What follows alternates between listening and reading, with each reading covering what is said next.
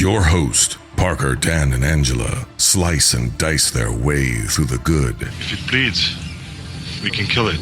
The bad. You brought the devil! There's a devil inside everyone. And the ugly movies you love. And you can't piss on hospitality. I won't allow it! Hold your favorite films and franchises tight, because they aren't safe. In fact, it's already too late. It's time to dissect that film.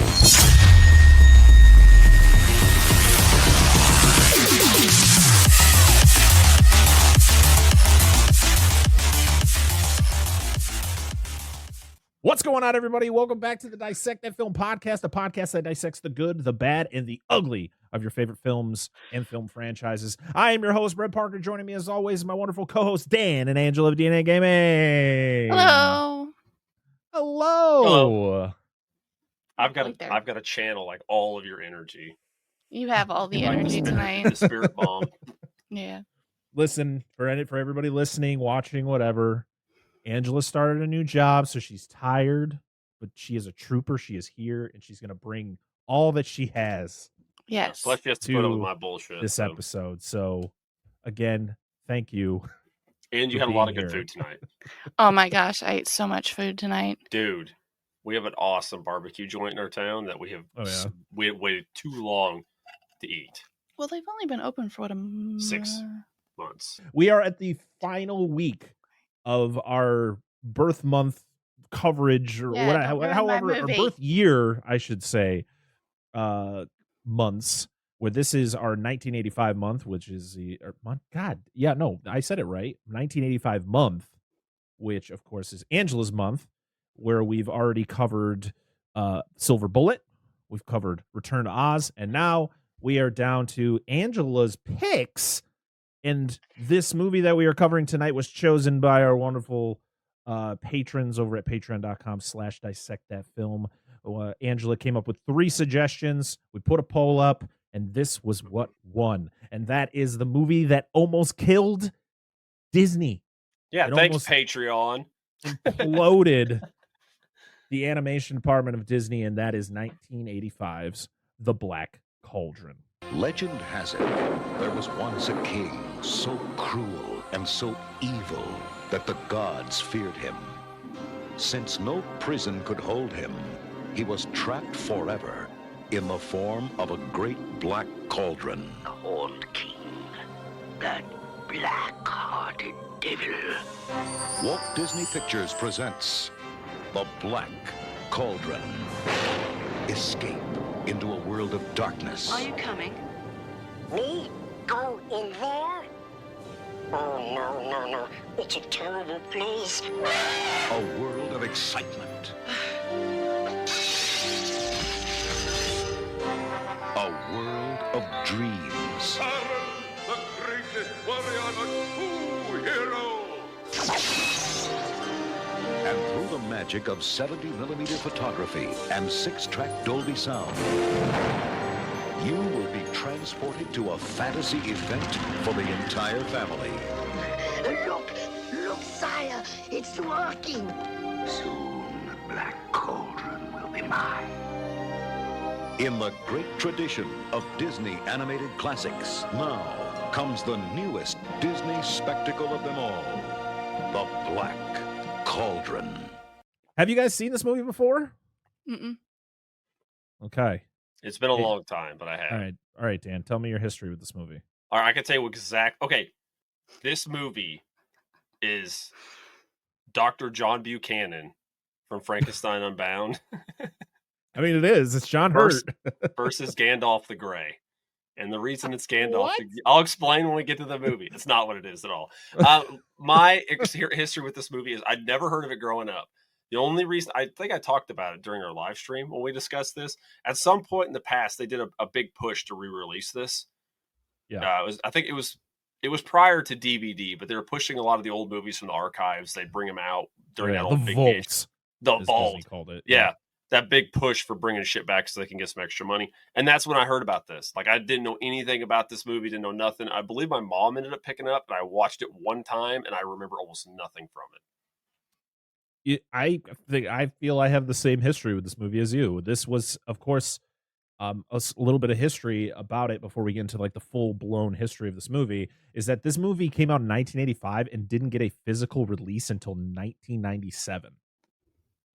That's when it was first released on VHS, which is wild. And that I was kind of like you. Like I think either one of my grandparents bought it or my mom bought. I don't remember. I don't own it. But one of them bought it.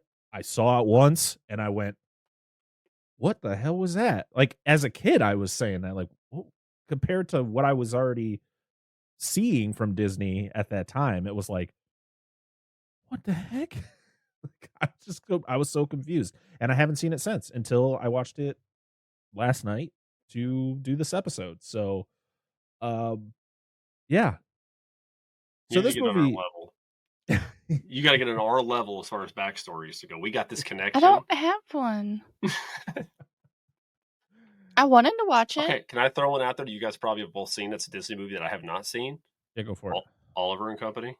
Yeah. Oh hell yeah! Why do I worry? I've never seen that. I've never seen that until I watched that documentary that we'll probably talk. Billy Joel. Yeah, until we talk about that documentary, we're probably going to talk about later in this episode. Yeah, I knew nothing of that movie except for that fucking song.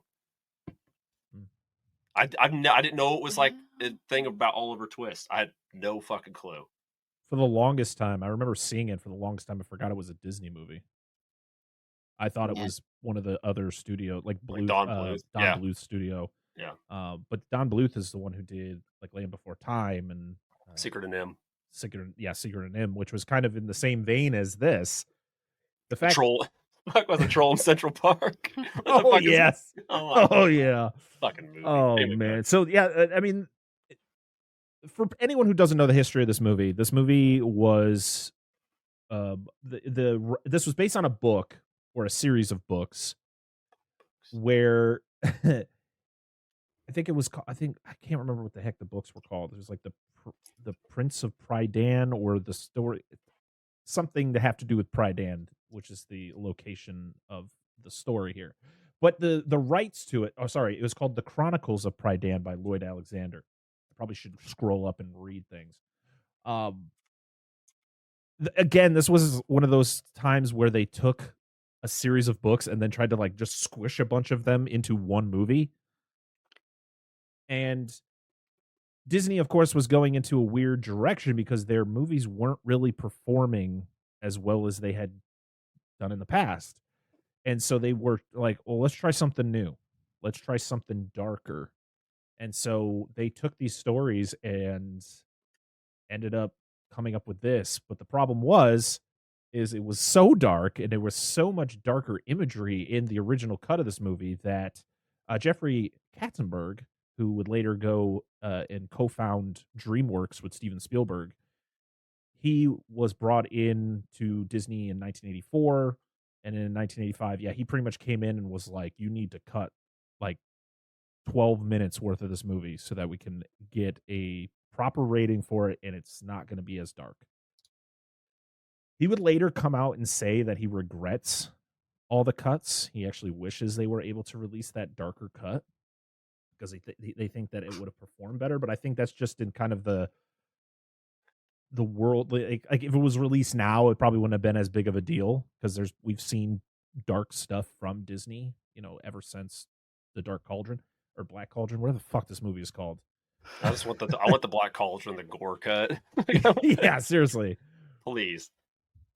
So yeah, he comes in, he pretty much edits it himself because pretty much people were coming in, like people were telling him like, you can't, like it's done. Like you can't just go in there and cut a final product. Like it wasn't like it was still in development. Like they had the soundtrack was in it already. Like things were pretty much 100% done with the movie. And he is like, nah, we got to trim the shit out of this. Because at that point, it was slated to get a PG-13 rating. Because at that time, PG-13 had been out for a little over a year. And yeah, Disney was like, no, Why? we can't do this. This isn't heavy metal. You can't do that. No. this was the first Disney animated film to get a PG rating. I mean, there has been many since, but yeah, this was the one to kind of start it off.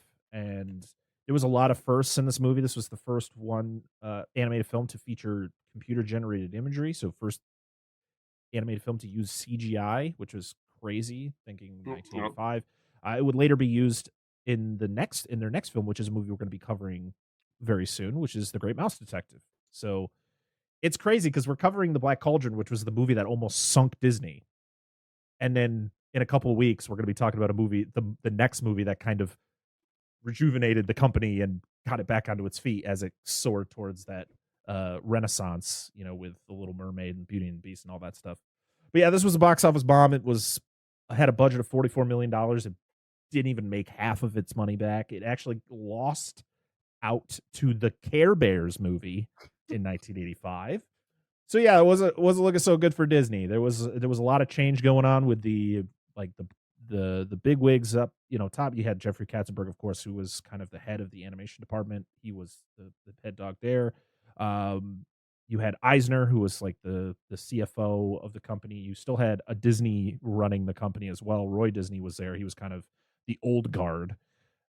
This was also the last film to have some of the original, I think it was 9 Old Men, which was like the original animators from back when, Snow White came out. Because Ted Berman was one of the directors of this movie, and he had directed movies all the way back to Fantasia, which came out in 1940. Damn. This was the only film he directed other than The Fox and the Hound, which came out in 1981. But he had worked on movies all the way back, like I said, from Fantasia, 1941. And his last work was done on Courage the Cowardly Dog. He did a couple episodes of that. Really? His death in 2001. It's fucking awesome. And then Richard Rich, who was the other director of this movie, he was also the director of Fox and the Hound. He worked on Winnie the Pooh. Fair. He also he would then, after this movie, he pretty much was fired. He was shit canned him. Well, yeah, I mean, this movie did not perform well, and I think this was kind of Katzenberg goes in there and literally just lays waste to the staff. He is just picking and choosing who he wants on his team. But he would go on to this was an interesting thing that I looked up about Richard Rich, which is just a wonderful name. Why would you name your kid Richard if his last name is Rich? He's Richie Rich. But why are we doing that? Because he's Richie Rich. Can you guys stop making ticking noises over there? I'm sorry. There was somebody else. Sorry. Somebody else that had a name. It was like Dick. It was like Dick Dix or something like that. I'm like, why would you do that to your kid? Richard Dick or something? Or Dick God. Richard? I was like, hello? So after Richard Rich would get fired from Disney, after he would work on The Black Cauldron, he started his own company, and he wouldn't direct a movie until 1994, which he directed The Swan Princess and 10 of its sequels. There are 10 The Swan Princess animated films out there. I've probably seen a bunch of them in the bargain bins at Walmart when I worked there. 100% probably has some of the worst animations or animated. It's like mind melting how bad some of this stuff is. You probably have you ever heard of Alpha and Omega? Yes. That was a thing. Trumpet and the Swan. The King and I. He did The King and I, which I know wasn't that one of those DreamWorks animated movies? Or am I thinking of There's been multiple versions of The King and I. So yeah, he directed The Swan Princess in 1994, and his latest film, he actually directed 2 of them in 1 year, and that is The Swan Princess, A Fairy Tale is Born, and The Swan Princess, Far Longer Than Forever, both out in 2023. So he has been directing Swan Princess movies for 20 fucking years. Jesus. My Lord. Man, put the dick down, Dick. The story for this movie was written by 75 people, including both directors. No, I'm just kidding. It's a lot. It's even when you watch this movie and you see the end credits, there are so many people that wrote this movie. I'm like, that's a problem. That is a problem. Unless you're just giving some credits to people who maybe had just some input into it. But the fact is, Yep, that can really cause some problems. Probably just people who drove by the studio one day. Come on. We got an idea for the Black Cauldron. What's your name? No, they have the people. Ezekiel, what's your name? They have those people with the sign spinners out by the road. So for our cast, as I have heard of one person on this cast, we have Grant Bardsley as Taryn. We have Susan Sheridan as Princess Lonely. I probably said that name wrong. We have Freddie Jones as Dalbin. Nigel Hawthorne as I just called him the Bard because fuck that name. Fluter Flam. I forgot you just the first F is silent. Arthur Mallet as King Edeleg. John Biner as Golgi or Andoli, which is the fucking hairy golem creature. I thought it was a dog. I woke up while I'm like, what the hell what kind of dog is that? He sounds like Gollum. I just want my Tweetsies. My Tweetsies and my... I want my crunchies, Ginger. My crunchies and Tweetsies.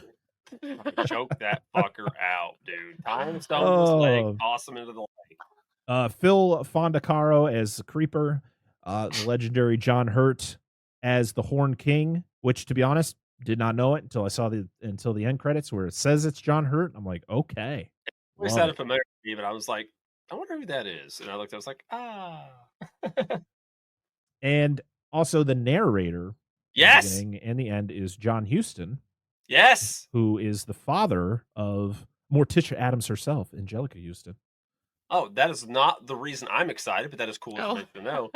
I'm excited by Mr. John Huston because I'm going to be that person for a second. He is my Gandalf because he did Gandalf in the original animated Hobbit and the animated Return of the King. So that's what I was like. Maybe that's why they brought him in here because it's like the same. Dude, his voice is so good. Like it started and I was like, Gandalf? Lord of the Rings? Literally, he's like... I know, I was very excited. I love that movie so much. I said, okay, I'm going to bed. Bye. And I tried really hard. This was released on July 24th, 1985. Oh. Are we ready to talk about the plot of The Black Cauldron? Let's go. I'm just going to zone out the moment. All right, Dan, you ready? What are we going to do, Dan? Are we ready to dissect that film? Where are you at in this? Like, I'm glad he doesn't call on you. I'm just kidding. I'm just kidding. I'll just go to bed right now. It's fine. I'm about to. When he starts talking, I'm just going to... So the movie opens up to some awesome narration by John Huston as he talks about Prydain and the black-horned king. He also talks about how there was a king that was so evil that he could not be contained. So he was imprisoned in this the only thing that could imprison him was the Black Cauldron. And it is a source of a lot of power, as we later find out. I originally thought when I heard heard this narration and I was like, oh, it's the Horn King is the one who's trapped in the Black Cauldron. No, because later on the Horn King's just walking around doing things. I was like, I'm confused. I had to rewind it and re-listen to the narration. He just took a vacation. He was just out of state. It's fine. He's like, I served my sentence. Exactly. Your banishment. You must leave the county. I'll be back, damn you. So pretty much the Black Cauldron is a source of power, pretty much can raise the dead. And I just went, Disney, are you okay? No. So we then meet probably one of the most unlikable protagonists of a movie I've seen lately, and that is Taryn, who is just, I mean, he's a character who is written like so many characters that I've seen in these movies. These young teenage kids just want to be the hero. I want to fight in the war. I want to do this and that. But he just gets worse and worse as the movie goes on, and you're just like, I don't know who am I supposed to like in this movie? He's such a fuck boy, dude. That dude just drives me nuts. I can't stand him. I'm like, my favorite character is kind of the Horn King. I feel like he's having the best time. Everybody else is just the Horn King. Everybody else is just kind of I like the Creeper. Harsh in his mellow, man. Right? We also meet Dalpen or Dalben or whatever the old man's name is that you see for the whole 3 minutes. And he has a pig that he loves more than Taryn. and Taryn likes to make sure he knows it. And this pig reminded me 100% of Wilbur from Charlotte's Web. It looked like they took the animation from Charlotte's Web and just threw it in this movie. They're like, we still have some old cells. Here you go. He has intercourse with that pig. Oh, Dan. Why was I not surprised that you were going to say that? Also, the pig's name is Hen. The pig's name is Henwen. I thought it was going to be Henwee. I thought it was Henwen. I was like, oh, Lord. Here we go. So here I am watching this on my phone. The subtitles on my phone were way different than this. Didn't know what the pig's name was, because when he was yelling the pig's name, I was like, what? You have him say the line, and then he says the name, and I was like, okay, what's the pig's name? I hear you say it, but I need to see it. Oh, Lord. It's doing it here, but not on my phone. The cat looks like old man. Yeah, sometimes when you watch things on your phone, the subtitles for things don't work. Like when I watch things on Prime on my phone, sometimes the subtitles just don't work. They'll be like way far ahead or way behind, or I don't know. Yeah. It's weird. Not the best way to watch a movie, by the way, but sometimes you just got to do what you got to do. Yeah, that's how I had to do it. So we find out that the pig is magical. It can shove its face into some water, and it lets you see visions. Am I being too harsh on this? What are you feeding that pig? It doesn't. The pig is just taking hallucinogens and just passing out in the water. Yep, that's what it is. This is something I've found. It's called LSD. Here you go, pig. That's how you, I mean, come on. In that time, that's how you found out if shit was bad. You gave it to the animals, and the animal, even if the animal drops dead, you're like, guess I'm not eating those berries. It's some magical powder. I don't, fairy folk. Listen, I'm not saying that's okay to do now, okay? Don't be feeding your animals things that you might think are harmful, okay? Just don't eat it. Dude, and this is an unrealistic depiction of geese. These geese would fuck this boy up, dude. They'd break his twig having ass in half. My favorite thing about Disney is that they will just straight up, if they had you, like for instance, the geese, they look exactly like a geese that you see in other Disney movies. They're like identical. They're just like, again, copy, paste, copy, paste. Dude. No problem with that. And that's that's something I do want to mention. The fact that the animation in this movie is really good. Like, it looks really good. Really? I actually have a different opinion about the animation. I think I know they have a lot of older artists and stuff on it. The animation style, I mean, the animation's smooth. It's a Disney product, right? I get it. It's a good, smooth animation. And there are some scenes I do like, but a lot of the character models and stuff like this, I feel like I'm watching much older Disney films. Yeah. Like, I feel like I'm watching Sword in the Stone or... 100% this movie felt like that. This movie was that. This movie was just... Listen, I don't want to sound negative. Like, I just feel this is just how I'm going to have this conversation about this movie. But yeah, this movie was all over the place when it came to like like I said, I will praise the animation. I do like it, but I do agree with you. It is very old school, but that is the fact that there were old school artists on it. Where when we get to the Great Mouse Detective, that is the new school. So that's why you see a huge change in the animation style. They were also trying new things. No, of course. Like I stated, they were using CGI for the first time. So trying to incorporate that, trying to incorporate what the heck is it called? When they like it's like real, like they took the smoke, like real smoke, and then they just insert it into it. I'm not too detailed into that. Well, part of the movie making process. Of course. Yeah, and I think the older style may go with it because they were trying to do like the whole swords and sorcery thing. It's just you would think like a movie, Swords and Stone came out, I think the 60s? Yeah. And it's still kind of the same style. And I don't even know when at this point they were kind of on a downward trend with their animated movies anyway, even before this came out. But I don't know. I mean, you got to think, I think in the 70s, they weren't doing much in the 70s. I think it was Robin Hood came out in 73, and I don't think the next film came out until, I mean, I could be wrong. It could have been Fox and the Hound, which wasn't until 81. So there was a pretty decent gap in the 70s. Well, they didn't. Disney, so. Yeah, they were kind of a bigger gap between them releasing movies, period. It wasn't like every year like they went there for a while. Right. It was like a good 3-4 years that they would be in between. Then it got to the point where they were making 4 movies a year because they'd have different departments or different places doing different movies. It's a wild process. So the pig is doing its magical thing, showing some vision, and that's when you see the Horn King, and then you find out that the Horn King can kind of sense what's going on and kind of hones in on the location of the pig, because Horn King wants the pig so that he can find the Black Cauldron. So Dolphin, he is like, hey, Taryn, take the pig, get out of here. I'll meet you in a few days. Meet you at the cottage up the street or wherever the heck he's going. Yeah. Up the street in that time meant 75 miles. Yeah. It'll take you 4 months. So he goes off with the pig and he's having a good time. He's got it on a leash. They're like having him there hanging out, and then he loses him. And he's running around and he runs into Gurgi. Gurgi. Gurgi. I love Close Gurgi. enough. I'm gonna totally fuck up every character's name in this movie. That's fine. And I apologize to anyone who likes this movie. I'm not doing it on purpose. I just don't know how to read. I'm like Mark Wahlberg in that way.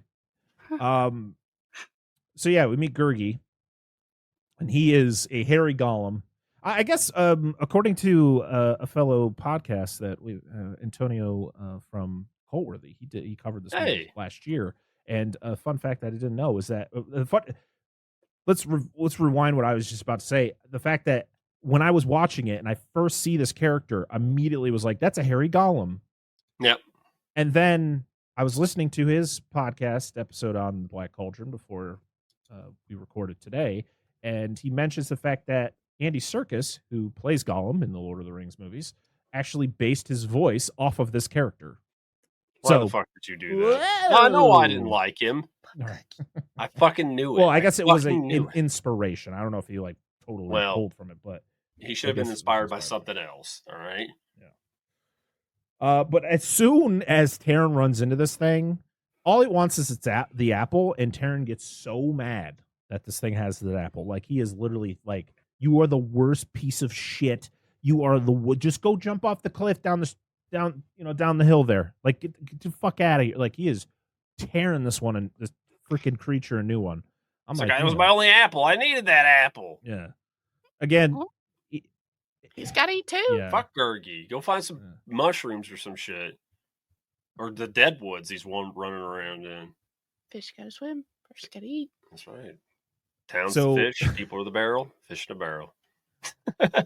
So, of course, he hears the pig screaming, and he runs out into a field, and he notices the pig is running away from 2 dragons, or as the movie calls them, I don't know where I wrote it down, but they're called Gronhites or something? Could be. I didn't see if they had arms, so I don't know, because they're too I don't know what classification. I'm bad at this. Wyvern? I don't know. A drake? Oh, they're captured by Gwynthance. Dude, whoever wrote this shit is like, let's make these names really complicated. They're dragons, okay? Yeah, they're dragons. That's what they are. I said there be dragons at this castle, because we then see the Horn King's castle. We see the Horn King for the first time. He looks really cool. I love the design of him. I love his voice. I just love the whole aesthetic of the Horn King. My biggest problem is that he's not in this movie enough. And he is thirsty for too much. Too much. Most of these characters are in this movie too much. Taryn, the freaking princess that does nothing, the bard who does nothing but swim in a woman's boobs. Like, he 100% swims in her boobs. I mean, good for him. I mean, he seemed like he wasn't enjoying it, but I think he's lying. I think she was enjoying it. Just saying. Oh man. So Taryn goes to so I kind of flip-flop scenes. The pig hasn't been taken by the dragons yet. I was just thinking of the dragons flying around the castle, and I was like, oh, those are cool. He goes to a pond and I guess does the whole thing with the pig, and it shows a vision of him as a great warrior. And he loses. That's when the pig runs away. And then he runs into Gurgi. All chaos ensues. The pig gets taken by the dragons to the castle. And then that's when the adventure then is, the focus is the castle now. We got to go to the castle. Got to save Henwen or Fenren or Feardeer or whatever the fuck its name is. And so Taryn continues to be mean to Gurgi. And as much as this character's annoying, I'm like, Taryn, can you just chill the fuck out? Yeah, he needs to calm down, dude. Like, just ignore the thing or just keep walking. Like, what are you doing? Like, the fact you're just standing there yelling at him for 5 minutes isn't going to do anything. It's not going to accomplish anything. Just go. Do what you got to do, bro. Well, also, like, this guy wants to be like a warrior, right? Yeah. Why did whoever he is that's been looking after Taryn, send him out to this village with fucking death woods right next door and not give him some way to protect himself? That's the thing, is I wish that this character was in this movie. Again, another character, wish just joined the journey. Instead, it's let's give it to the most annoying character in the movie, and then we have to suffer through his adventures. Like, oh, but he's just a child. I don't care. Fuck him. He is so annoying in this movie. It hurts. There is very few likable characters in this movie. Very few. And I'm being generous. I'm being generous. What about that dark area over there?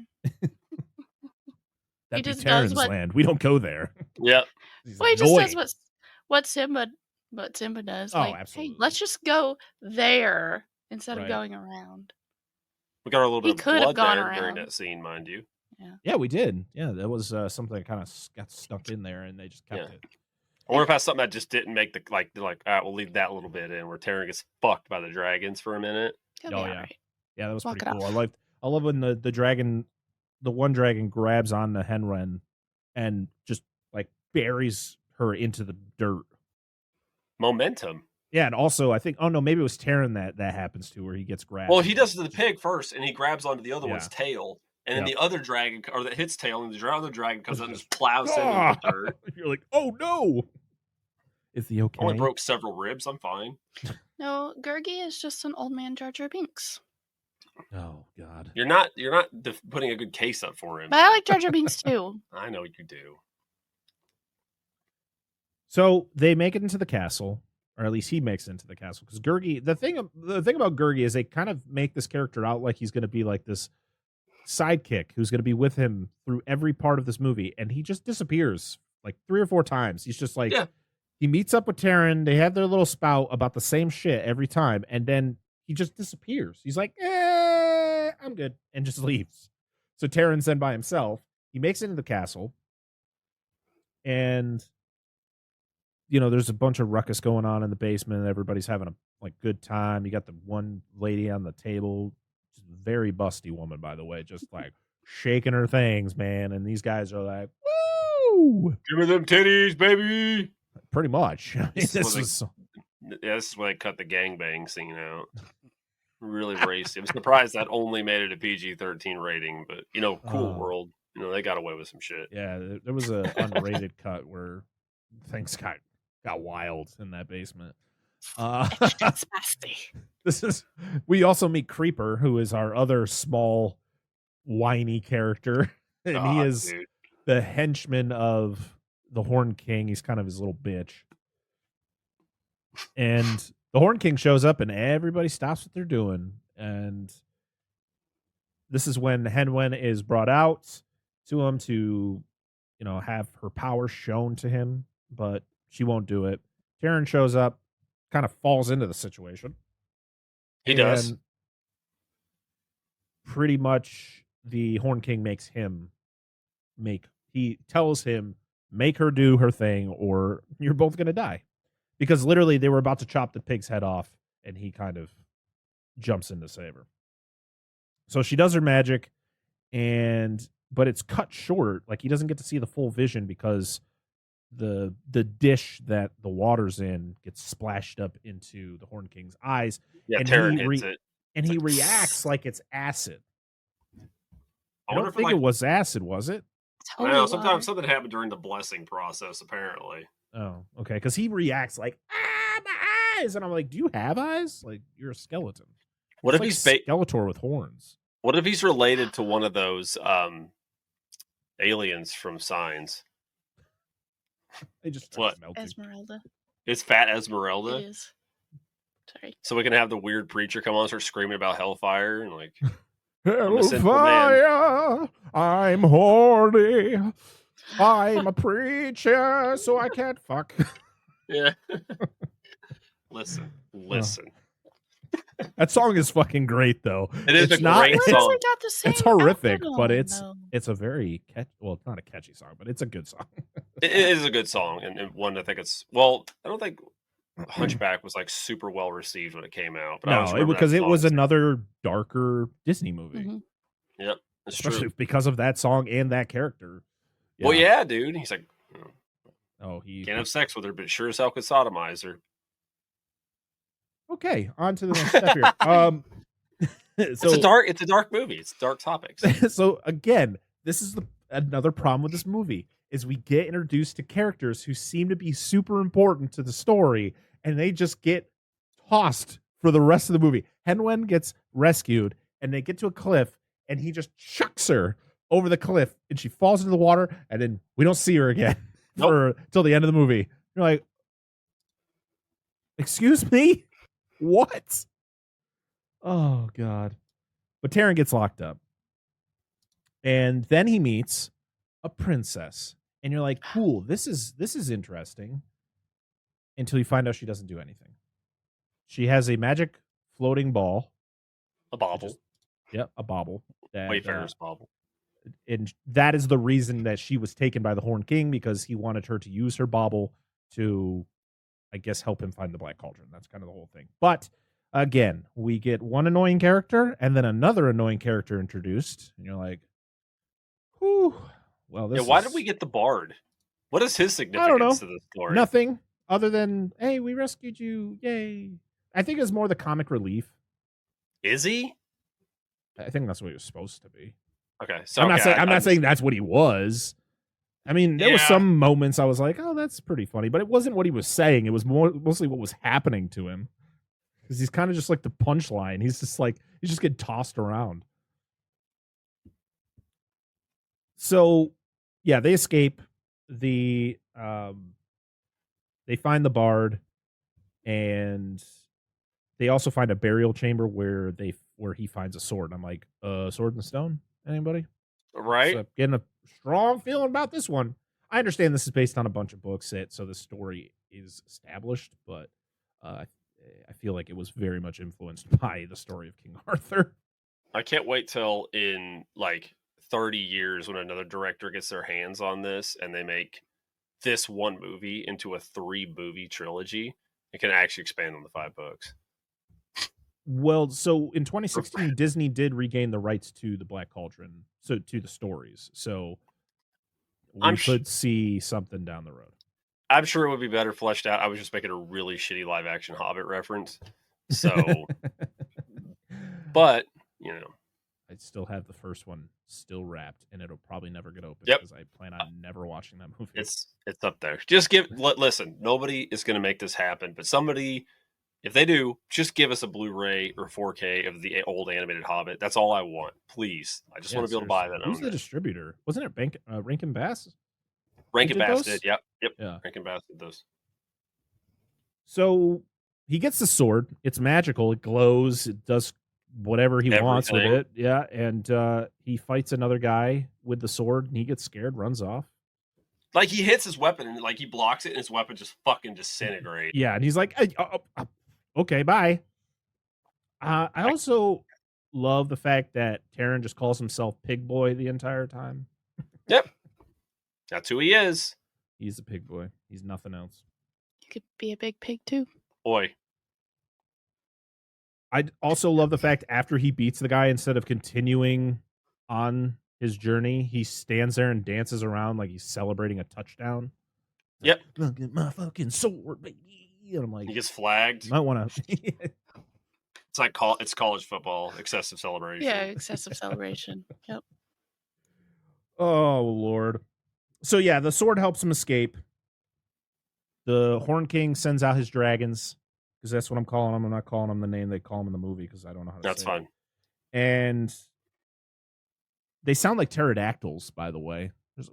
It sounds like the terror, like I swear to God, they just used this exact sound for the pterodactyls, or some dinosaur in Land Before Time. 100%. Don Bluth took that. He stole it as he was leaving Disney. He was like, "You gonna fire my ass? I'm taking the sound clip."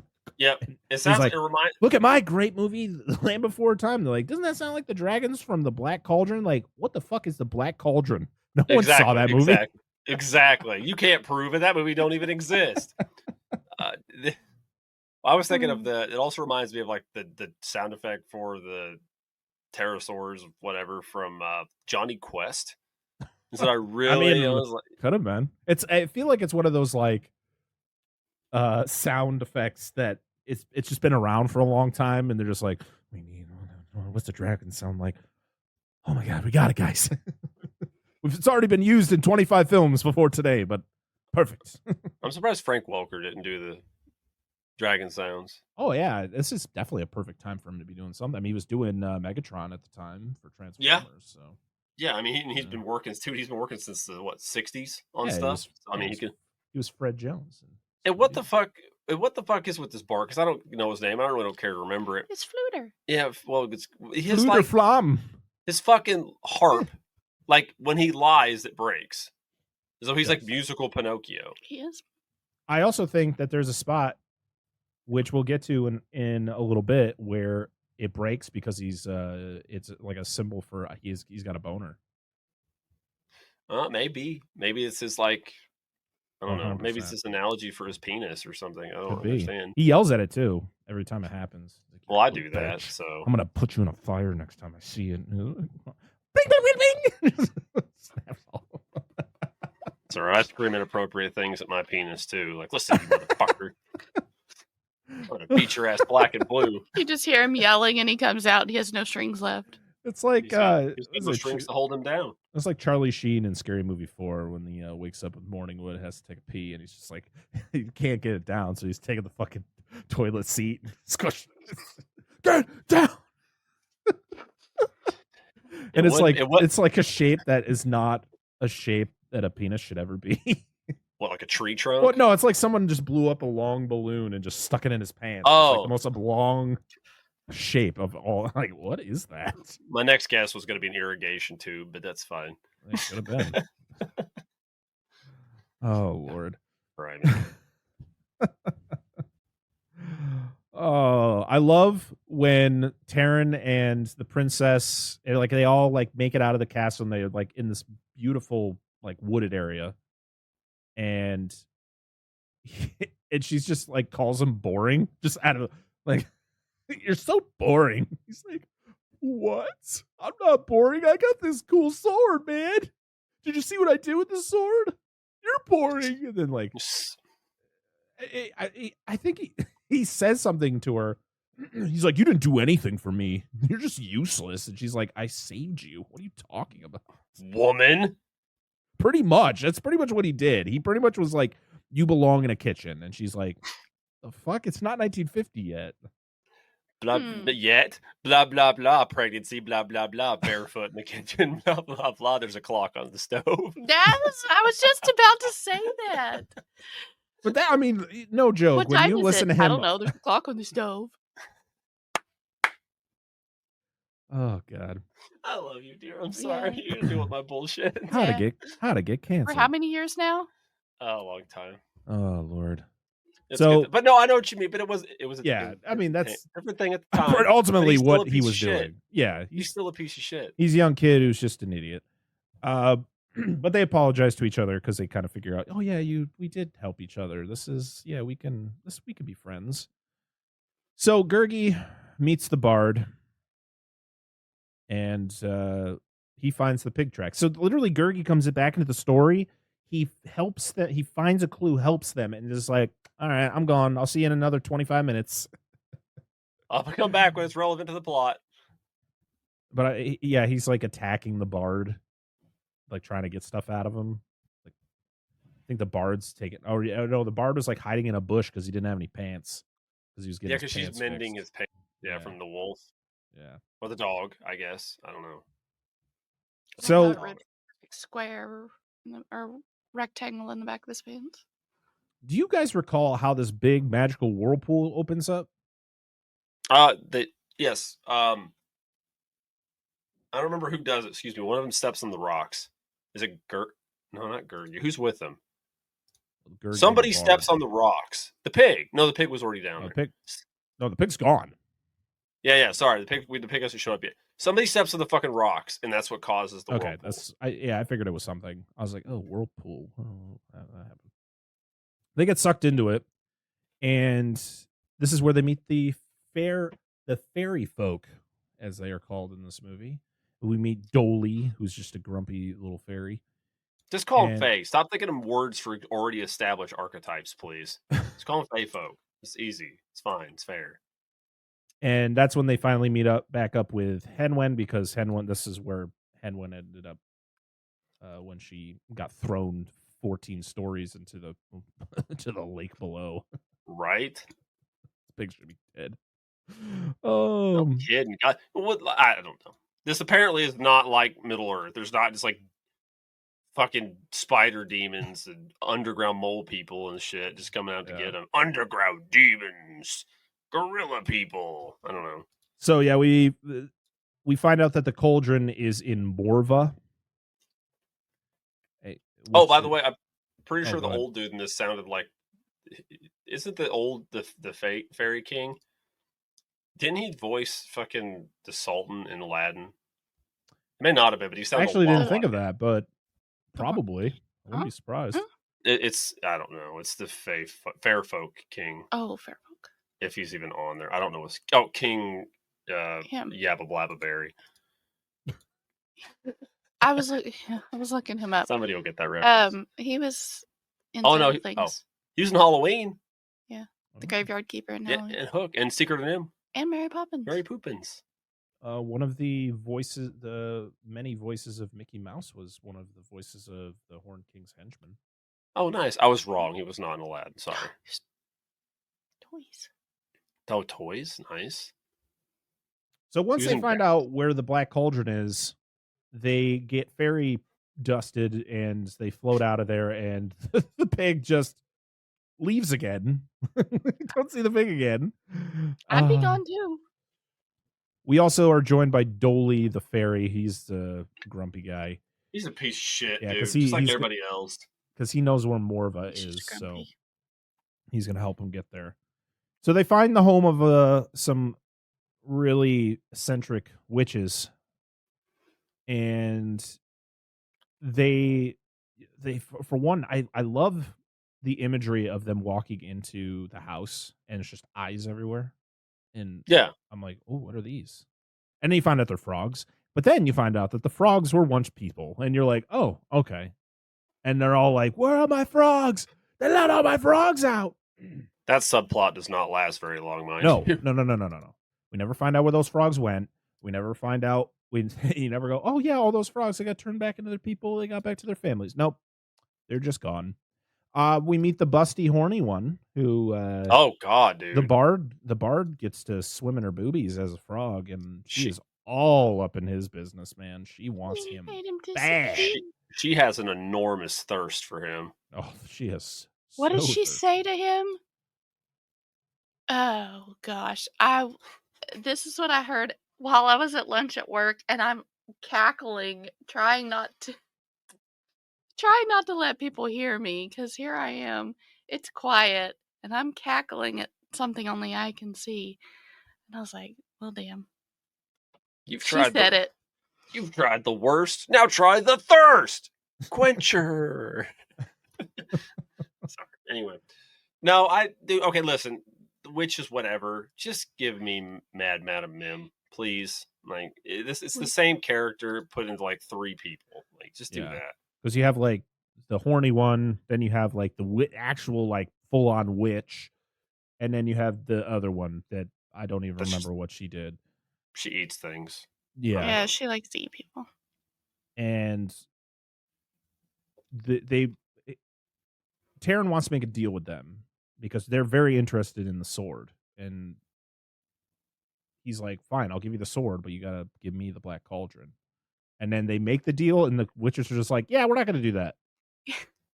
You don't mind if I pluck your harp. That's what she said. Oh yeah, and I was that's when I like, think "Oh, the string no." breaks, and you're No, like, when she asked him if she finds him finds her attractive, if he finds her oh yeah, attractive, and he says yes, and it oh yeah, snaps, and he's yeah.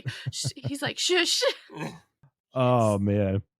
Face it, dating sucked in your 20s, gets worse in your 30s, and your 40s, forget it. It's a cesspool out there, and we're your flotation device. Join us weekly for saucy chat, ridiculous love gurus, And MILF-worthy fun to spice up your life. the MILF and Me podcast. Every Wednesday on your favorite pod platform. And the MILFandMePod.com. The MILF and Me podcast.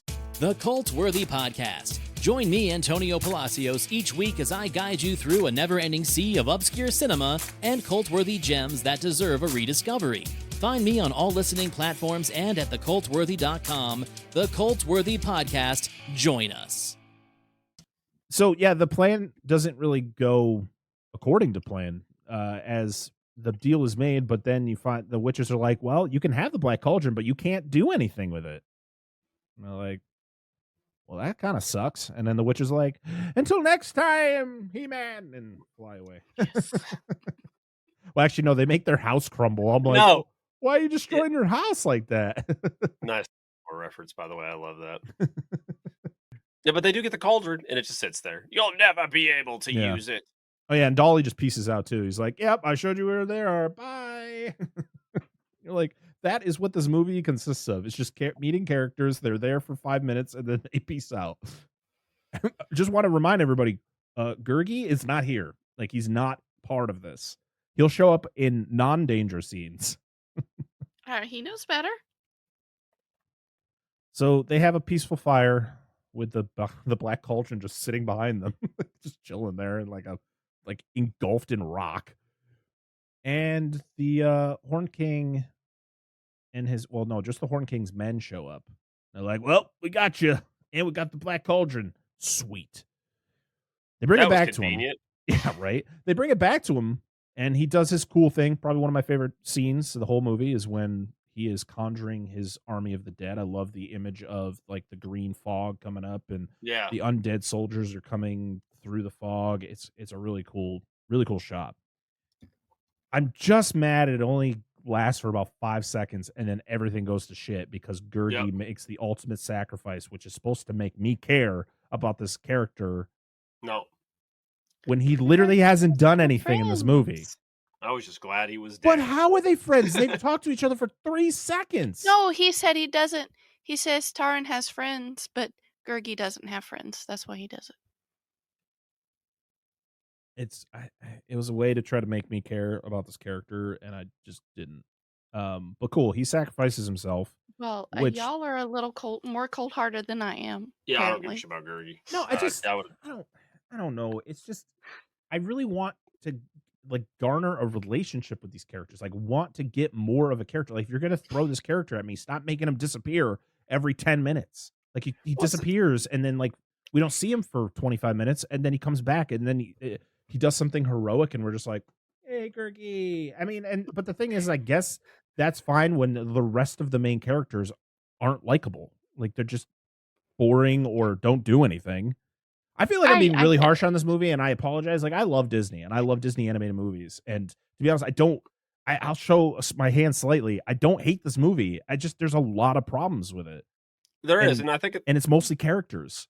Yeah, and I think it's when they tried to condense a 5-book story into one. That's what I was about to say. So this movie was only 2 books out of the 5. So okay. Well, so they weren't. It wasn't that bad. But when you are turning 2 books into a how long? Hour and 22-minute movie. Well, that's also very difficult. The crazy thing is they cut out 12 minutes of this movie. It's like, well, it's not. That makes the movie a little over an hour and a half. Like I would have been fine with that, but I guess it mostly was the ultra violent stuff that would have given it a PG-13 rating. I wonder if there was some relevant plot details though. It could have helped out. But I agree with you. I don't know how much it would have added that 12 minutes.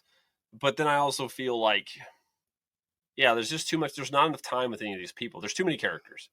Just cut a Oh, few yeah. characters. I'm sorry, most of them are useless. I feel like they're just along for an adventure, for the cauldron to exist, and just to have comeuppance at the end. Which you could say that about any story, but this really feels like that. Or just make it into 2 movies. Oh, Not. fuck no. But you could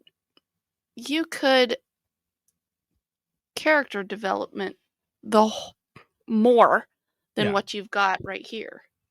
More than what you get. I think this is my complaint with a lot of movies is that I just don't get I can't get invested in a character that I just don't get enough of. No, of Yeah. course. And Gurgi has like what, just a handful of lines in it, and it was Yeah. just to give a shit about him at the end. It's one of those things where I think it was just he's a cute little hairy like sidekick character that is gonna sell plushies, and you're just automatically supposed to fall in love with him, and it's like I didn't though. As soon as he shows up, I'm like, oh boy, what's this character gonna be about? And after he leaves the first time, I'm like, okay, comes back, does a little to nothing, and then disappears again, and then shows back up at the end and sacrifices himself, and you're like, well, I would have I would have understood it more if like as much as I'm not a fan of Taron should have been the one to sacrifice himself because he is the main character. He is the character I feel you should be probably invested in the most. But the fact is we got Gurgi, and it's like I feel the only reason they did it to this character, they made him the ultimate sacrifice, is because he's the cute, fluffy character that everyone's gonna fall in love with. Like if ever you ask anyone who loves this movie, well, who's your favorite character? Probably Gurgi. He's not mine, but he might be yours, and that's okay. That's okay. But it just, to me, it just didn't feel right. I felt like somebody in our core group, like if the bard, like to be honest, I probably would have had more of an impact if the bard was the one who sacrificed himself. Like any of the 3 main people, the princess, the bard, Taron, the pig could have done it. The pig could have just showed back up again and jumped in that pot, and I would have been like, no, not Henwen. Like, but instead we got Or Gurgi, even and the it's like grumpy guy. yeah, if he just came out of nowhere and was just like swan dives right in fucking cauldron. I don't know. I feel like I'm digging too much into it. The fact is, I just didn't get that emotional impact. I mean, I'm also a 32-year-old man watching a Disney movie, trying to get that same feeling that I did. Maybe actually, like I said, when I was a kid, I still didn't. I felt weird about this movie, so I don't know. Maybe I'm just getting that same feeling again. Well, I'm not gonna lie, dude. I thought through this whole movie, I thought the pig was the princess. 100%. That would have been an interesting little twist there. Like, because you don't see her, and then she's gone. Well, she's already magical. Like, I thought she maybe was transformed into said pig. Well, is she magical or is that bauble? Well, I meant the pig is magical. Oh yeah. But I mean, like, we don't know. She has the bauble. Maybe the bauble's the reason. Maybe they did that to protect her because she could find the cauldron. Like, all right, well, we got to do something with her. But like, I don't know why they turned into a pig. It seems like a horrible fucking thing to do to a person. But like, that would have maybe that would add more dynamic, and then she could have sacrificed herself at the end or whatever. And like, and then I don't know. It would. I don't know. I agree. There's just too much shit going on. Too many people. The fucking stories all over the place. I don't feel the witches were necessary. I don't know why. They felt really tacked on, especially at the very, very end of the movie. And yeah. I didn't mind them. I just think they could have done more with them. Like, I think that was the big another problem. I don't want to keep adding problems to it, but I think the fact that the witches don't really do, like, they have that one main scene, and then they just show up in the clouds like Mufasa later. Like, do you know? huh? You know I understand Lion King came out later, everybody, but I had to make Mufasa. Well, the 3 witches are theme or motif was done way better in Hercules with the Fates, and they were barely in the movie, and they were fucking awesome. Well, yeah, they were also characters who weren't part of the story, other than they were just the narrators of the story. Well, yeah. No, you're talking about the Fates. You're talking about the Fates, not the muses. No, not the muses. Yeah, because they're barely in it, and they kind of fill that motif where you have the 3 different ones. And they're all slightly different, but they have a point where they have the threads of life and stuff like that. But they feel more relevant to me than, hey, let's give them the cauldron. We'll take Taran's sword, which has no backstory whatsoever, other than it's a sword that belonged to the king that had this castle before. Red Hood here. I think when we make these complaints, I think like the responses to it is like, what do you want them to just spoon feed you everything? All the information's about everything. And it's like, no, I just need something. Where did the sword come from? Oh, it was just, well, I guess it was the sword of the king who built the castle. So like, okay, sure. But what's the significance of that king? Why is it so powerful?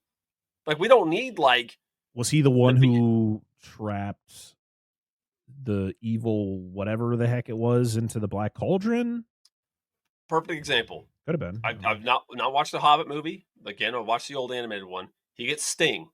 It's a magical dagger made by elves. That's all the explanation you need. It's a magical dagger made by elves. Cool. I understand why it could do shit that a normal weapon could do. And why it glows when orcs and shit are around. Totally understand that.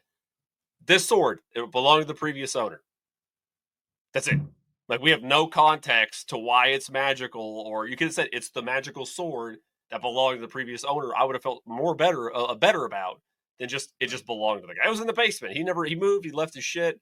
You know, they just left it down there. I don't know. Yeah, I mean, it's a thing where it's like we get the narration in the beginning about the evil being trapped in the cauldron. That's I think the perfect opportunity for them to just give us a little bit more. A movie that does it really well. I mean, there's not like there's a whole bunch of stuff to tell, but like Beauty and the Beast, it opens up to why the prince becomes the beast. It's not super detailed, but you get the idea. He was a dick. It was a witch. And she cursed him. He turns into the beast. And that's about it. And then slowly, as you're going through the movie with Belle, you're finding out different, like, added details to that story. That would have been perfect for this movie. Like, you give us the cauldron's backstory of the evil being trapped in it, and then kind of throughout the movie giving us a little bit of information. I'm not looking for a lore dump here. I'm not looking for like halfway through the movie you just sitting down with some old dude and he's just like, let me tell you the story about the Horn King, and it fucking goes on for 15 minutes. Like, I don't need that. He breaks out his guitar, and it's just playing. It's a song he's got to do. It's not the bard. It's somebody else. It's not the bard. But yeah, I think that's what should have been done. I think it would have been way better. And I understand that there was a lot of issues behind the scenes with this movie. This movie was just a pain in the ass to make. A lot of issues with Disney, people getting fired after, and just it didn't work out. I mean, it's still considered one of probably the worst performing Disney movies of all time. And most people just forget about it. Like, I think it's one of those movies where you just like people just you could talk about the Black Cauldron and they'll be like, yeah, I remember it, but it's not, doesn't capture you. I know there are people out there who are very nostalgic about this movie. Yeah, of course. And that's awesome. I'm not here to bash the movie. I'm just trying to make it make sense. And it doesn't. I know. Like, there's just so much left on the table. It's like we're trying to make a better version of this movie here on the show. Like, we're trying to be like, they could have done this, they could have done that. And it's like, unfortunately, that's not how it's going to work. Hopefully, we want a more coherent through line. Yes. Just talk about the cauldron. We don't need as much about the characters in it. I mean, you can give us a little more if you want, but talk about the cauldron. Tell us about the cauldron and why we should give a shit about the cauldron. Outside of bad guy wants cauldron, end of story. Right. Because the thing is, and this is something that I've complained about a lot, is that the Horn King is my favorite part of this movie. I think he is a cool villain. Problem is, they don't do enough with him. Mm-hmm. They don't show him enough. Dude, he doesn't do that much. He doesn't do anything, to be honest. He sits in a chair and says cool things, and then at the end, he does the cool conjuring of his undead army, which I was like, hell yeah, let's go. And it lasts in the blink of an eye. You blink your eyes, and it's over because fucking this random character, Gurgi, jumps into a cauldron, fucks everything up, and then he gets... The funniest thing about this scene is the fact that when the cauldron starts to like react, it's like all the undead soldiers die again, and it starts sucking the Horn King into it, and Terran's trying to save himself, and the Horn King literally goes, "Oh, it's gonna be you," and he grabs him, but then throws him into a spot where Terran gets stuck, and then you think the Horn King's going to get out of it, and then just gets sucked into it. His death is gnarly, by the way. Yeah, he like fucking sucks into his own body and like becomes a full on skeleton. And then I'm like, Disney, all right? Like, wow, they were trying something, and I appreciate it. I just think of like Gurgi is like a bag of sugar, and the cauldron is like, sorry, a bag of sugar or a bottle of bleach, and the cauldron is like the fuel tank of the Horn King's evil plan. Just, here you go, Gurgi. If this movie was more popular, you could make a meme of like Gurgi falling in. You could just have the text over, like bag of sugar, gas tank, and like, but nobody's gonna get that because nobody watched this movie. Well, not very many people watched this movie. No offense to the people that did, because it's great that you liked it. We could see where their heart was with the film, but it was just all over the fucking place. And this dude never does anything cool except chokes out his little greed man. Like, who gets off Creeper, on asphyxiation fetish. Creeper does. That's it. Like, he doesn't do anything cool. You don't see him lay waste to anybody. It's not like Horn King, what's he's so good about? And like snap his finger and a dude fucking melt into a puddle. Like, we don't see any of that. He does not display any true power. I think he's just a scary looking motherfucker that just he can manipulate people by talking to him. That's it. I don't think he has any real power. The cauldron's what brings him back to life. Yeah. That's I mean, I've complained about it with a bunch of movies. It's the fact that we get this whole setup, we get to the end where it's like we finally get to see the bad guy do something cool, and it lasts for a few seconds. And he himself doesn't even do it. No. Like, we don't like. I wanted to see him like come and start laying waste to fucking people. He can. What did they used to say about you? That you could sell ketchup popsicle.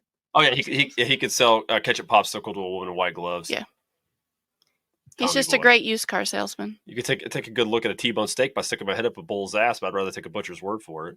What? No, that's the right way of saying it. No. It's got to be your bull. Anyway, Tommy boy. I mean, that's ultimately my complaints and just the fact that we don't get enough of the best character in the movie, in my opinion. Yep. So yeah, they escape after everything happens. The castle blows up, and Creeper flies away on one of the dragons. And I went, "All right, see ya." He's gonna be our villain for the sequel, guys. So the witches show up in their cloud, as I was saying before, the Mufasa effect, and they're like, "Oh, poor little hairy guy, he died. Sucks to be you.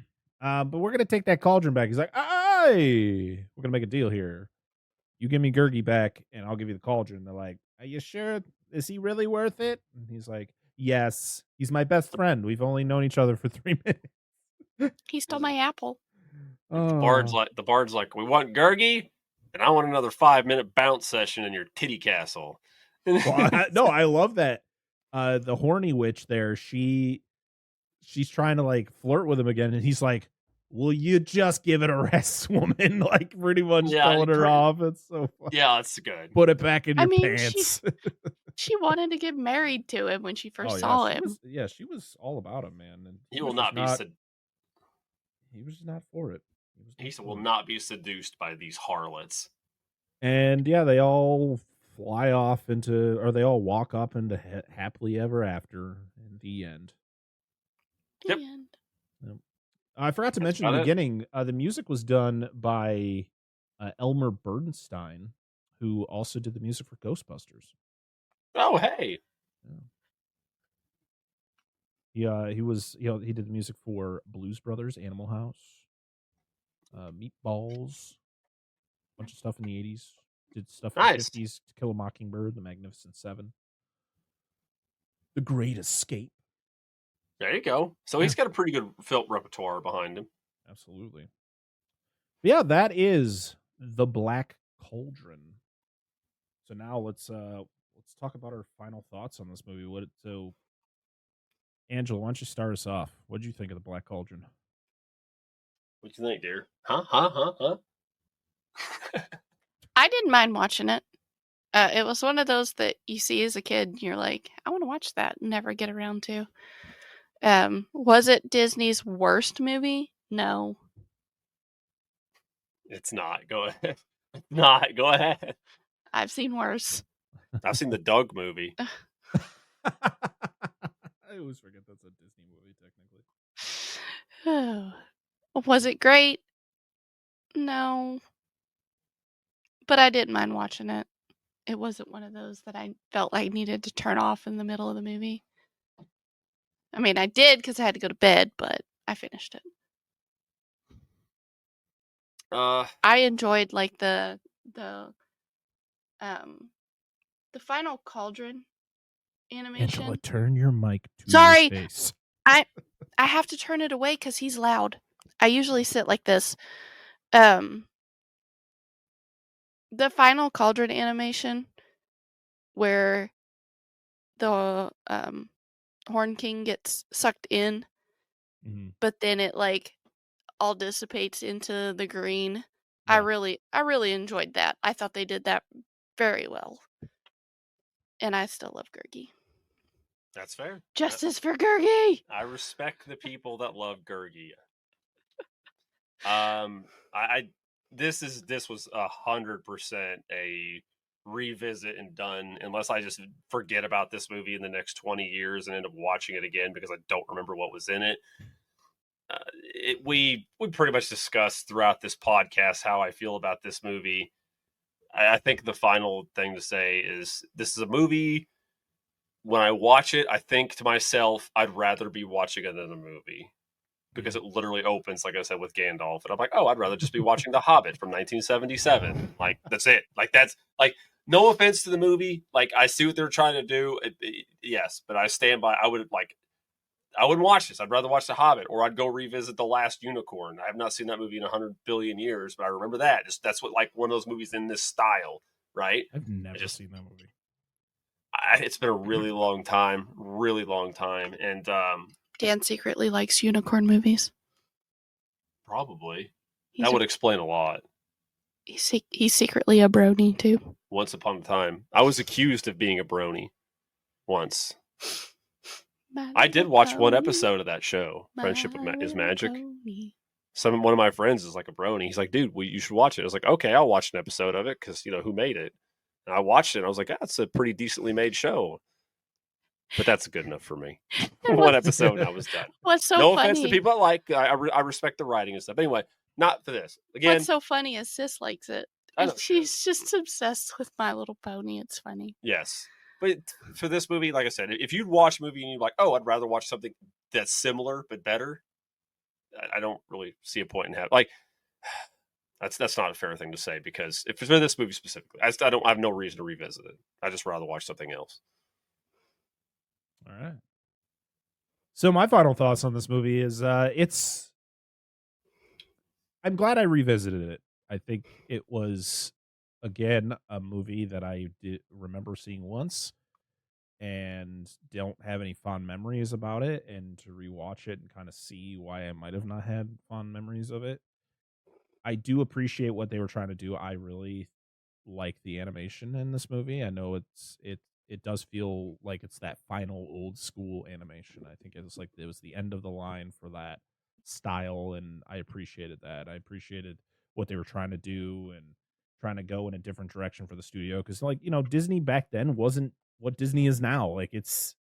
They were struggling and they were trying to be innovative, and unfortunately they swung and missed with this one. And there's a lot of reasons why. Like, just a lot of unlikable characters that are just not memorable. They're just annoying, and they make you want to forget. You have your fluffy little cute creature character that most movies need to have to kind of bring you in, and that character didn't do much for me. My favorite character is the villain, and he doesn't do a lot. So it's one of those things where it's like there's little bit of good, but a lot of just what could have been. I don't want to say bad, because this isn't a bad movie. It's just an unfortunate movie that dealt with a lot of bullshit, and I would love to see them try again. I would love to see, I know that they're talking about possibly doing live action versions of the books, which would be fine, but I would love them to try this again in the current animation style that Disney is using now, the more 3D animation, you take the animation from Frozen and you make it into the Black Cauldron. I think it would fit perfectly. I mean, that's ultimately my views on it. I don't know if I'd ever see this, if I'd ever watch this again, unless I were to talk about it on another podcast or whatever. But yeah, it's not a Disney movie. I love Disney. I love their their animated movies. I'm a huge Disney fan when it comes to animation, and yep, this one is just kind of forgettable in my eyes. But I do appreciate people who like it. I do like the fact that there are fans of this movie and people who support this movie. That's awesome. We love to see it. I just am not one of them. It's just not my thing. Just it's one of those what could have been movie for me. Also. Yeah. That's my final thought. And keep championing it. Keep being a champion of this movie if you like it. Like, you should always stand up for the movies you like. Yeah, absolutely. I think. Mm-hmm. I mean, I bet you there'll be people who listen to this episode and will be like very like they'll just be like, "You're too negative. You don't understand." It's like, no. Tell us. This is a show where we share our thoughts on a movie. So if you don't like what we thought about the movie, let us know. But like, please just be nice about it. Like, I can have a listen. I've had many conversations with people about movies I don't like. Like, I can have like good like a cohesive conversation with somebody about movies I hate. Because there's no point in me getting up in arms about something if you like it and I don't. That's kind of the whole point of the show, is to share our opinions on things, and then hopefully we can get feedback from you guys on what you thought about the movie. And that's kind of what we do with the end of the show, which is what we're going to do right now. All right, well, now we are at the section of the show where we go to social media and we asked you what you thought of the Black Cauldron. And we got a few responses. I'm pretty happy about it. We're going to start over on Twitter/X. Our first response is from the Contrarians, or at Contrarian Prime, who said, "I finally watched it a few years ago. Great villain design and definitely not the disaster people sell it as, but also kind of joyless, especially for a Disney movie." I agree. I agree with that. Our next one is from Screen Nerds Podcast, who said, "I rewatched it a couple years ago. Want to say around the time Disney Plus launched, and I appreciated it more now than I did as a kid." Yeah, because it's weird. Like I was stating, it didn't come out on VHS until 97, and then the DVD came out in 2000, probably like 10 years later. And then the only way you could get the Blu-ray for this movie is if you were part of that Disney Insiders Club. Oh, remember that Disney Club that they did where you could like order DVDs? Yeah, pretty much. And then it was released on 4K on Disney Plus when it released. Our next one is from Heather Sachs, or at Dork of All Dorks, who said, a really disappointing attempt at adapting some classic young adult books. They deserved better. Our next one is from Paul from Flicks and Friends, who says, "The movie that almost collapsed the studio. I have fond memories of this film, but it's not great." Our next one is from Darren from Nostalgic Cast, who just went ugh, and then has a huge response. Do I dare read it? Please. Okay, here we go. So it says, "How it holds up today. A quick show of hands. How many people out there actually thoroughly enjoyed The Black Cauldron? Aside from Disney's packaged films of the 1940s, it's the one title I hear so little about, as if Disney fans have no idea what to do with it. You can tell the filmmakers were trying to copy any number of things: Star Wars, Bakshi's Lord of the Rings, Dungeons and Dragons, et al. Yet, the storytelling feels inert, as if they completely misunderstood what made those previous fantasy adventures work so well in the first place. Our hero," in quotes, Taryn, the assistant pig keeper, "is a reactionary protagonist at best. It takes him a full 45 minutes to make the fateful decision to destroy that cauldron, and even when he attempts to solve the problem at the end, a different character steps in and solves it for him. Imagine if Leia had taken Luke's place at the end of Star Wars, because he just couldn't make up his mind, and you get the idea. The structure's lame too, introducing characters of great importance only to trade them away, including Henwen, the psychic pig, a magic sword with its own theme music, and a weird little monkey creature with Geppetto's face." It does have Geppetto's face. It really does. It does. 14 years of production on and off, and this is what we get? Just further proof that, in those darkest days at Disney, their reach extended fully beyond their grasp. Darren. Well worded. Darren. Always great responses. I don't know if that fully was made for us, but we appreciate that. Now on to Instagram. It just says no. Our first one is from Hunty the Horror Guy, who said, "Been forever since I saw this movie, but I bet it still holds up as an adult." Well, you should go find out. Yeah. Our next one is from Jesse Man Zero, who said, "I love this movie. I wish people would talk about it more." Well, we are talking about it. We just did. Yeah. So hopefully you enjoy this episode. And then our last one is from Antonio from the Cultworthy Studios, who says, "Nice. We did it last year for Animation April. Can't wait to hear your opinion."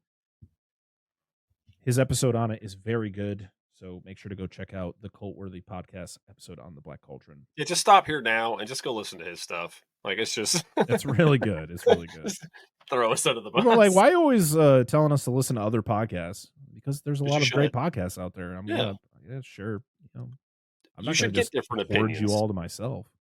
Yeah, like, not to mention one podcast. I mean, you probably could, but most podcasts don't contain all the information on a single topic. So, and plus, people have different perspectives. So it's always good to hear different thoughts.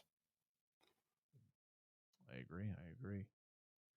All right. Well, that's about it for us. We have anything else we want to mention before we get out of here? Yeah, actually. Oh, sorry. Go ahead, dear. Go first, wife. No, she's just shaking. No, I'm shaking. Just real quick. This is for listeners of all ages, young, old, whatever. If you want to have your comments read on here, go on social media and comment. Like, legitimately, we love reading your comment. It doesn't cost you nothing. Likes, all that fun stuff. Parker will do all that in the spiel. I just want to I'm going to start adding in to remind people. Please comment. We just like reading your stuff. We want to know what you got to think, like what you think. We want to hear your opinions. Yeah, we're not going to judge you on your opinion of a movie. Like, we're either going to agree with it or we're going to disagree, but that's our opinion on it. We love getting all different types of response. I mean, we've gotten all different types of responses for a lot of the movies that we cover. It could be stuff that we didn't agree with, but hey, that's your opinion, and that's what we enjoy reading. We want to hear your thoughts. So thank you for everybody who shares. Absolutely. This episode be a perfect example. Like, I don't agree with a lot of things other people did. I don't like some of the characters that even people here like. But I respect the different opinions. Mm-hmm. I like hearing, because maybe you'll say something like, okay, I didn't think about it that way, and it'll change. You never know. So yes, please comment. Well, I do specifically want to thank. I mean, we thank our patrons every episode, but the one thing I always forget to do is to name our wonderful patrons, because they deserve to be shouted out. They are the reason we covered the Black Cauldron today. So let's thank all of our wonderful patrons. We have Jason or Nerdrovert. We have Robert Stewart, Rudy5453, Andrew Schoening, Eric Stein, the Barron's Hideout Podcast, Dan and Angela of DNA Gaming, Billy Joseph Jr., the Flicks and Friends Podcast, and Doom Generation. We even got a couple free members. I'll shout them out until for some reason it tells me that it expired, because I don't know how long these free things last for, but we got a couple of them. And then we got Charles, Bucket of Chum, the Shark Movie Podcast, and official Joey C. So thank you to all of our wonderful patrons. You are amazing. Thank you for participating in the vote. As for everything else, you can find us on all the social medias. We're on X/Twitter, Instagram, TikTok, Facebook, Threads, Blue Sky, all the things, and we're under Dissect That Film. We're also on YouTube. If you're watching us right now, hey, you already know where we are. But if you listen to the show, we're also on YouTube, where you can see our wonderful faces and you can see all of our mannerisms and crazy things that happen in the videos at youtube.com/Dissect That Film. Make sure, even if you're listening to us, make sure to go over to the YouTube channel and just hit the subscribe button, like the video, leave a comment, all that fun stuff. Wherever you're listening to us right now, make sure to leave us a 5-star review. Leave us a little, if you can leave a written review, we'd appreciate that too. It really helps the show out. We really want to branch out and get, bring in some more, a lot of newer ears to the show this year. We got a lot of fun movies that we're going to be covering, a lot of fun stuff we're going to be doing. So we definitely want to bring in some new peeps, but we also appreciate everybody who's been here since the beginning, or even if you started listening to us today for the Black Cauldron because you were interested. We appreciate everybody who listens, but hey, those 5-star reviews, they really help us out to get those things accomplished. So please, it's free. Same with the YouTube. It's all free. Or if you want to support us financially, like I was just mentioning, thanking all those wonderful patrons, you can join us over at patreon.com/dissectthatfilm, where for just a single $1, you get some little extra goodies with all that. You can either just, drop $1 and, not worry about it, or you can listen to episodes early. I release episodes usually a few days early. We're going to be we got polls going up for movies. We have outtakes that I like to post over there. There's a lot of fun stuff on. And at our $5 tier, we have our Monster Zone show, which is hosted by Dan and Angela, where we talk about monster movies. So yeah, join us over there if you would like. We appreciate you. Patreon.com/dissectthatfilm. You can find all of our personal stuff down in the description, as we do every week. Next week,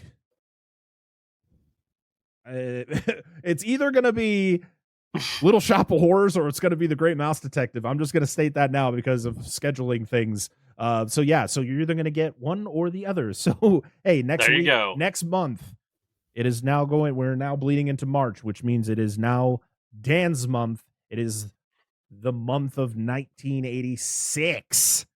So we're going to be talking about some 1986 films. Also mixed in there is St. Patrick's Day. So Leppy Boy is going to be back. But that's all future stuff. We appreciate you listening today. We appreciate you supporting the show, listening, all that fun stuff. But until next time, I am Brett Parker. That is Dan and Angela of DNA Gaming. We are Dissect That Film, and this has been another episode of the Dissect That Film podcast. See y'all again next time.